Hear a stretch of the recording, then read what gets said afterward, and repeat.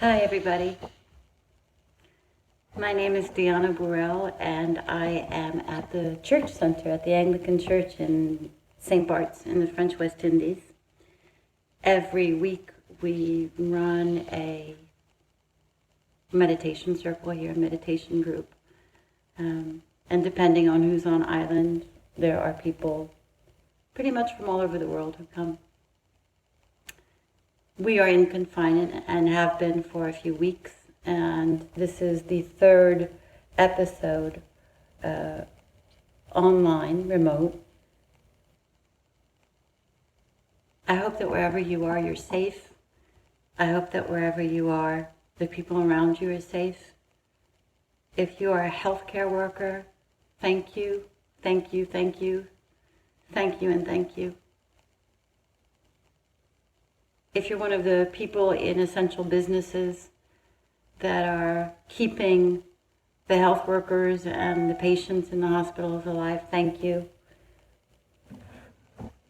If you're staying at home to help the people who are out there in the front lines, thank you. And if you're backstage like me, thank you. Years ago, when I was in Paris back in the early 90s, I became a bioenergetic therapist. And as part of my training in bioenergetics, I was exposed to a lot of different techniques, a lot of different authors, a lot of different thinkers. There was a whole movement in human consciousness and the awakening of human consciousness that was happening not only in North America, but in Europe, in South America, in Russia as well. And the exchanges were oftentimes very, very interesting. One of the resources that I came across was the work of a psychotherapist named Jacques Salomé. And when I first opened my treatment office, as a kinesiologist, as a kinesiology facilitator in Paris, I was working not only with adults, but I was also working with children who were having problems at home. I was working with children who were having problems at school. And kinesiology was one of the tools that helped to manage stress. And one of the things that I would do is to muscle test kids or adults to see if there was a story that could help them. I'm a storyteller, and I've often found that using this kind of grandmotherly way of teaching and sharing information gives enough space between one's own psyche and the relationship that you have with your own life and your own narrative, and hearing another narrative where you have a little bit more space, where you have a little bit more of a perspective, and you can resonate with teachings that come to you. So Jacques Salomé wrote a book called Tales for Growing and Tales for Healing. Let me show it to you in French.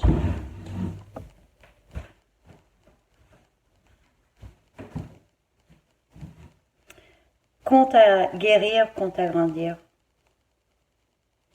by Jacques Salomé. So, in this particular story, he started to make stories around the different issues he was coming up with, the different things that were happening in his therapy sessions. And he writes a story about the magician of fear. And he talks about one of the most violent poisons that we carry within us. The autotoxins are all of the fears that inhabit us.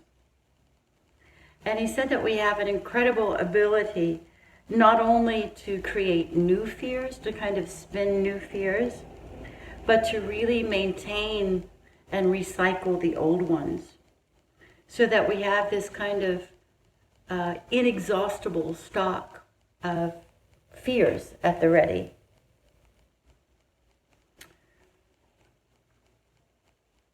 In therapy, in psychosomatic languaging, sometimes the body will speak about a fear. A child might say that his or her belly hurts when fear is present or when anxiety is present. We can often feel it in our joints because we tend to pull in, we tend to kind of wrap in a kind of protection mode.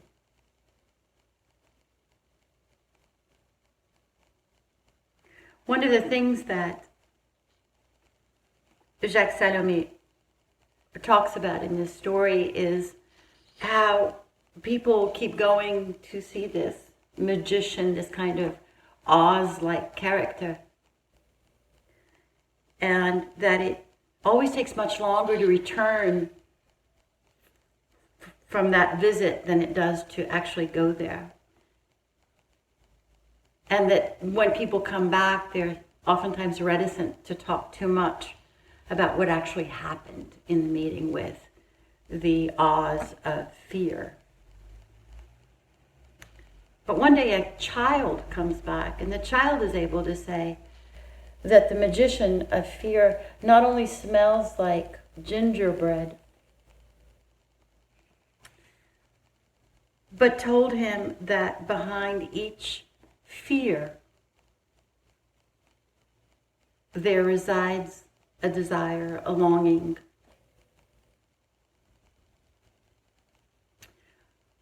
So that if we go and look at the longing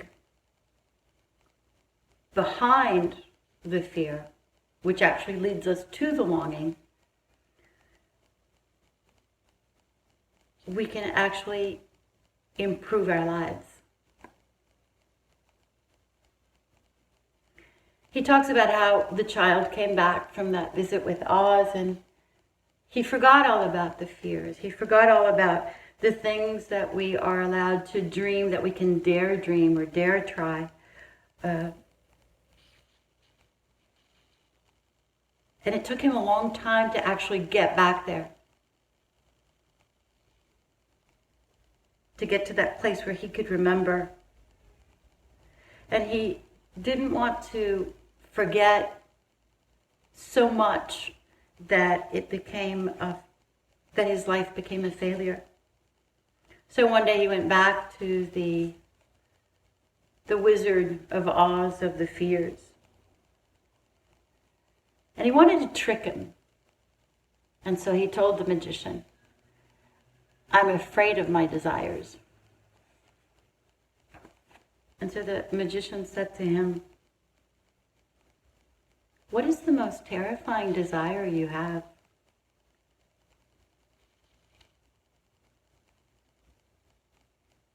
"I don't ever want to die," said the man.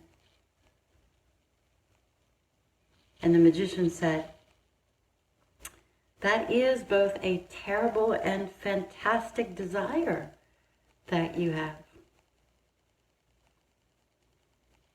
And then the magician of fear got very quiet. And he said, "But there may be another fear and another desire behind that." And the man said, "I'm afraid that I won't have enough time to live my life."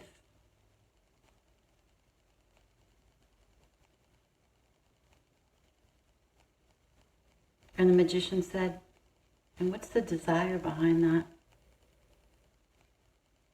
And the man said, "I want to live each second of my life as intensely, as joyously as I can, without wasting a minute." "So that is your most terrible desire," said the magician of fear. "Listen," he said, "take that desire because it's precious and unique. To live each second of your life as intensely, as joyfully, as lively as possible without wasting anything is a really beautiful desire. And if you listen to it, if you respect it, if you really make a place for it, a room for it in your life, you won't be afraid of dying anymore.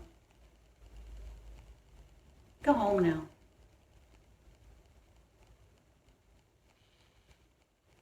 So Jacques goes on to say in his book, so you're probably saying to me, so you're saying that we can all become magicians of our fear. And he said, yeah, it's possible. As long as you dedicate yourself to discovering what the deep desires, the deep essential desires in you are. What are the deep essential desires behind your fears? If each one of us can dare to discover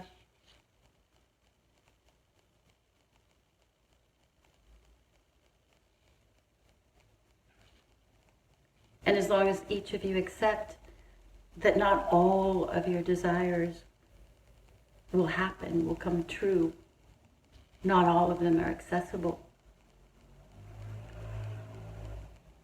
There are some that will come to pass, that will come to take place. There are others that will fall by the wayside.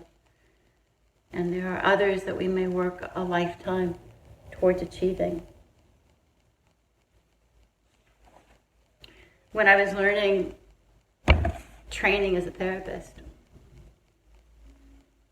one of the things that we were taught in the modality that we were using was that as we spoke to the body, it had the intellectual capacity of a 6-year-old. So that as we approached the body, we would do so with the same kindness, the same care that we would if speaking or addressing ourselves to a 6-year-old.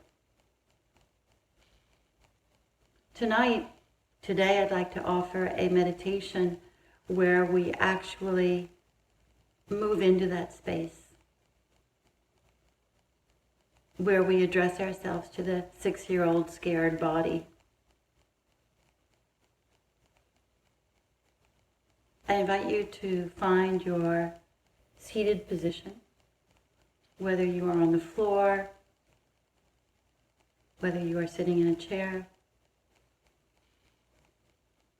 and take a moment to step into your peaceful abiding.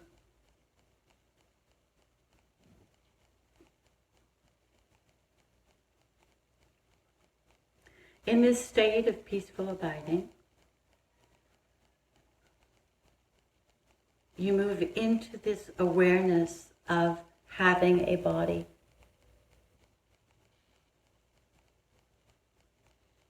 Of your awareness and your consciousness moving around in a physical space that you identify as your body. With a right side and a left side, a front and a back, an up and a down, an inside and an outside.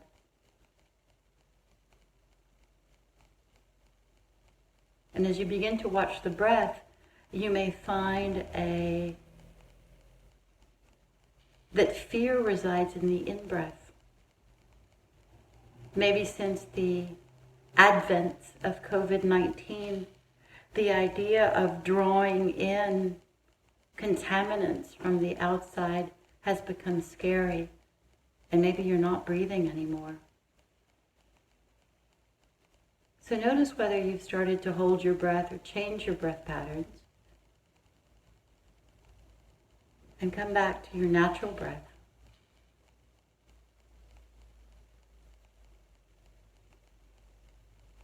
And then, as you exhale, notice whether there's any retention, any kind of conscious or unconscious fear that you may lack. You may lack breath, you may lack water, you may lack essentials, you may lack sugar, toilet paper, gloves. And look to see if you can just reestablish this cycle of life. This breathing in and this breathing out.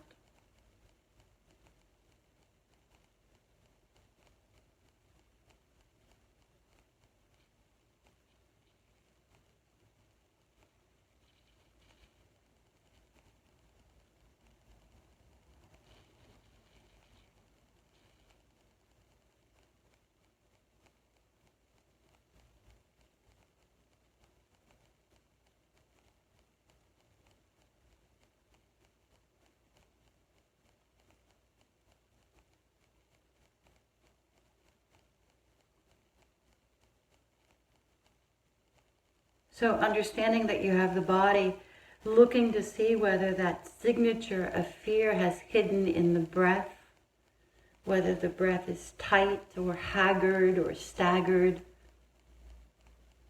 or whether you can remind yourself about the natural signature of your breath. Inhaling in and inhaling out.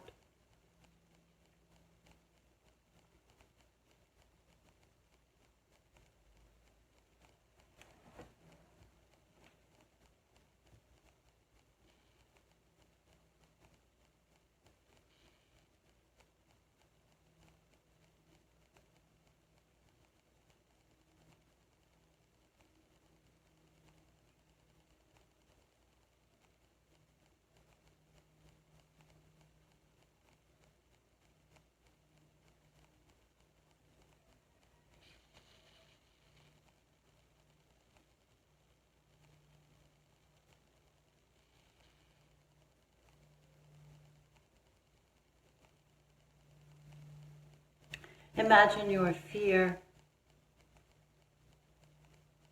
as a 6-year-old child. And as you feel your way around the body, look to see where that child is hiding. Look to see where it has sought shelter. Is it in the belly, the neck, the buttocks, the face?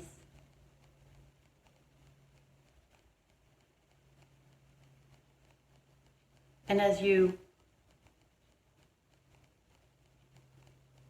advance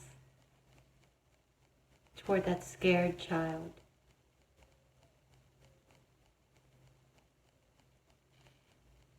go slowly. Remember what it felt like to be 6.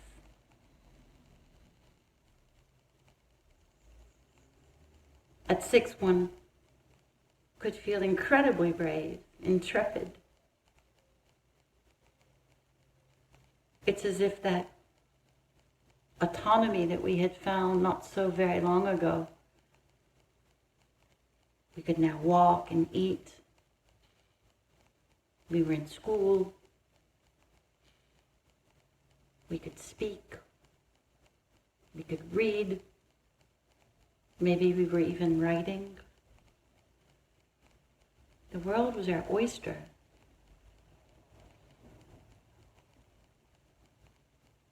If you grew up in this kind of privileged circumstances. Maybe your life brought you to understand that you were on your own. You had to think quick on your own 2 feet. Maybe you were the adult in the room at 5 or at 6.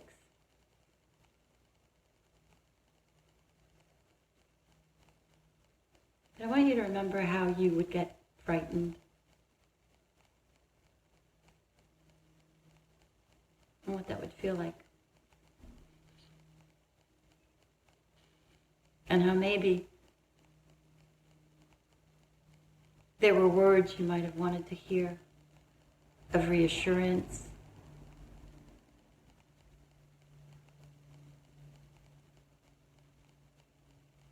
And instead of people being afraid of you being afraid, they could actually approach you they could actually move in.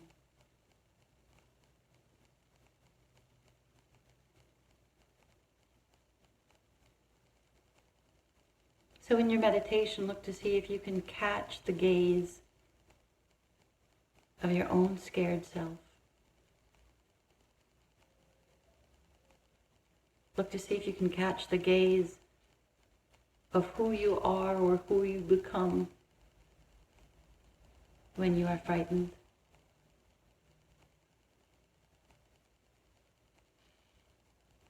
Hold your gaze.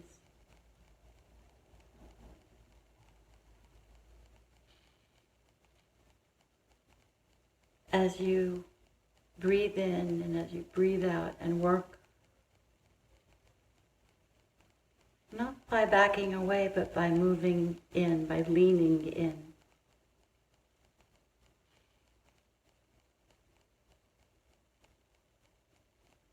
There's a sense of goodwill and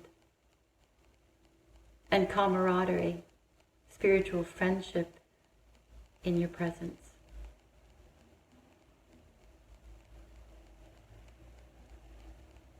And if you can stay quiet in that space, you may find that that scared self emerges, curious, and maybe a little more confident.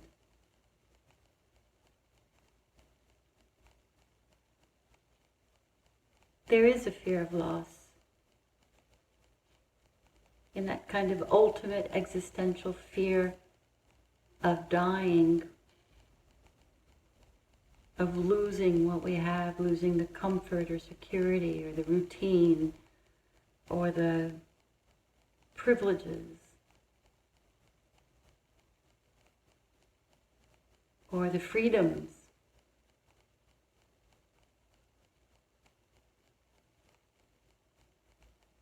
The fear of what that unknown will look like, is looking like.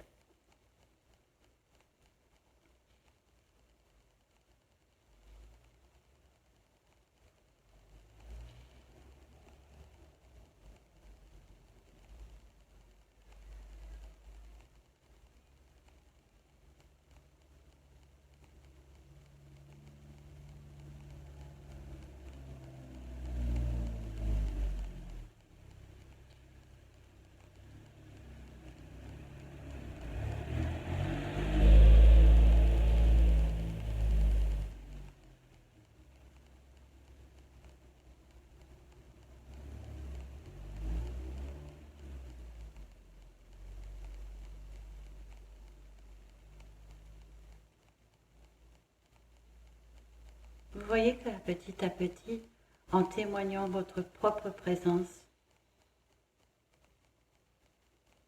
il y a quelque chose qui se détend en vous-même. Et dans cet enfant qui a peur,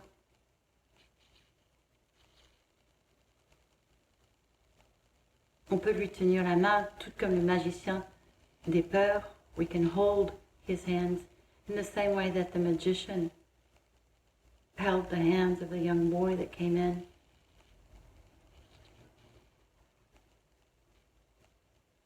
We can say to ourselves, we can be our own magician, our own Oz. Behind that fear of dying, behind that fear of losing my job, or not paying the rent,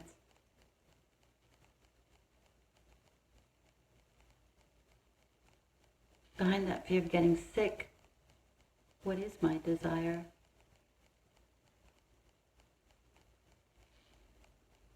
It's really a worthwhile subject to meditate upon.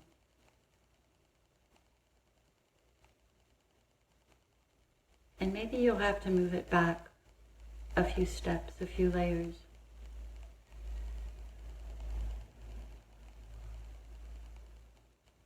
I have found in my own life that when I step up to claim what I desire,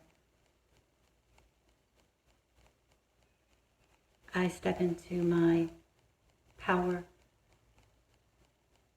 and that what takes me towards that is part of my path. And what leads me astray isn't. And it may mean that I've got to open up my interpretation. Got to open up my blinders to be able to understand how the events and the context feed into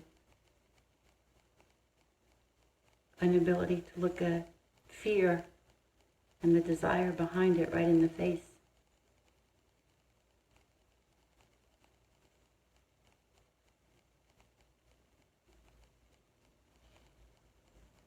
Last week we practiced gratitude.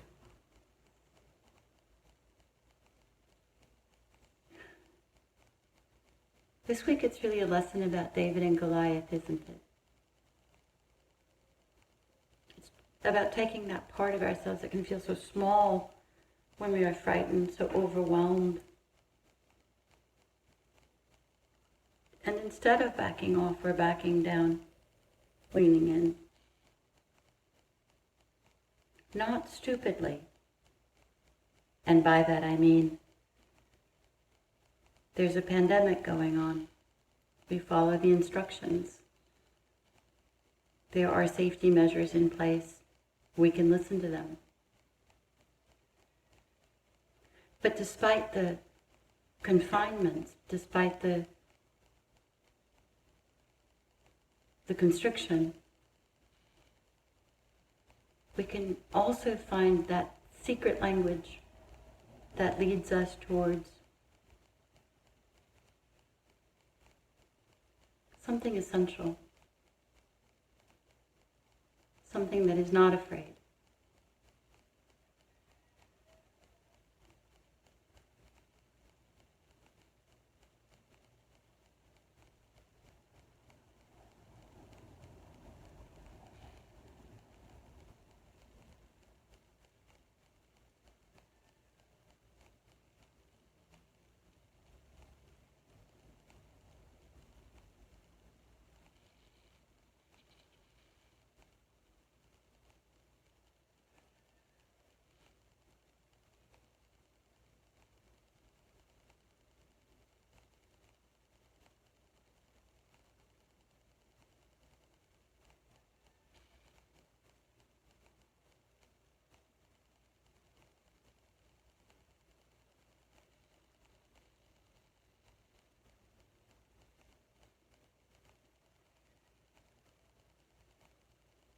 Fritz Perls was once quoted as saying,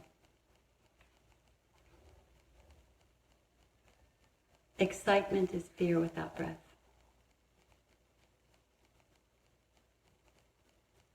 Thread the breath back in.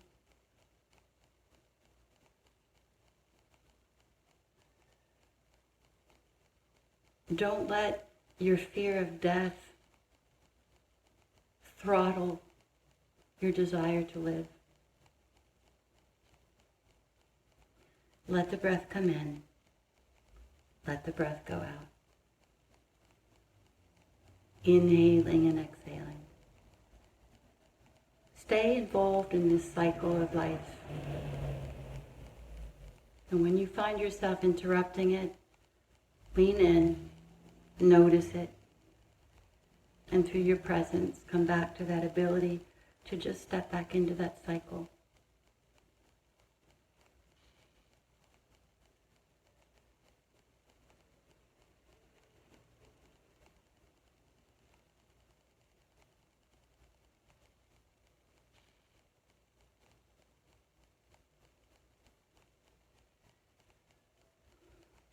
It was a delight spending time with you.